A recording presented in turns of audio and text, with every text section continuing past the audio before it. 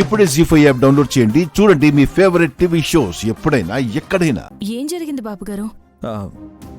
ఏం లేదు నాయని, నువ్వు చెప్పు ఏంటంట.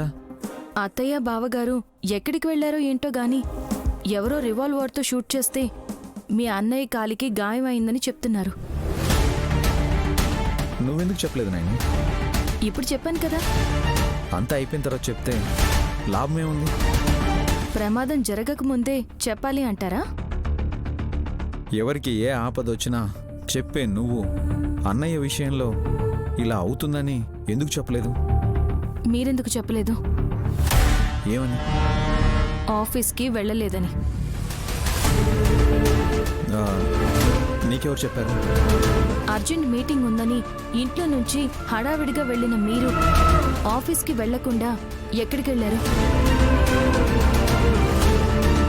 సరే, వెళ్తే వెళ్లారు.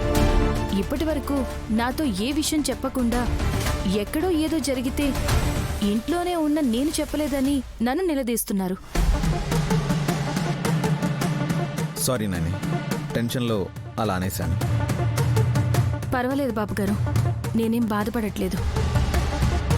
ఎందుకంటే మీరు వెళ్ళిన పని పూర్తి అవ్వదు అని నాకు ముందే తెలుసు కాబట్టి.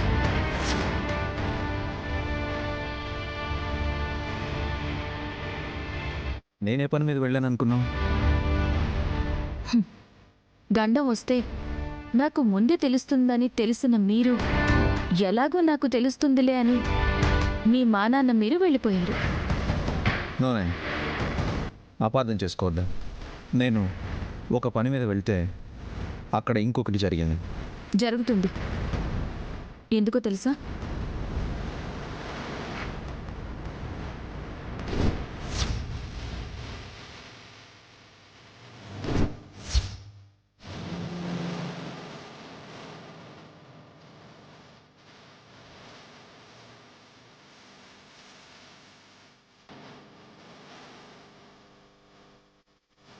మీరు పట్టుకెళ్ళిన రివాల్వర్లో బుల్లెట్స్ లేవు బాబుగారు.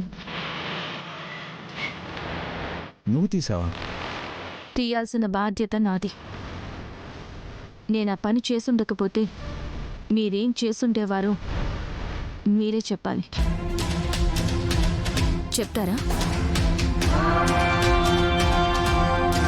Nothing nine. Safe side revolver నా దగ్గర ఉంటే మంచిదే అనుకుని తీసుకెళ్ళాను.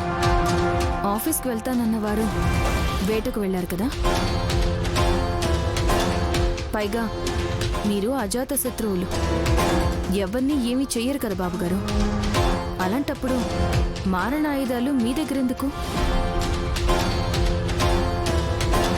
నైని, స్టాప్.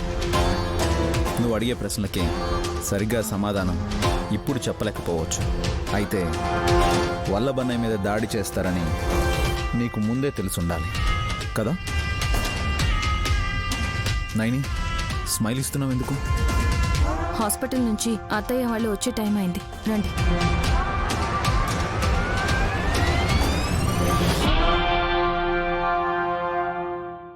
జీ5 యాప్ డౌన్లోడ్ చేసి అన్ని ఎపిసోడ్స్ పూర్తి ఉచితంగా చూడండి.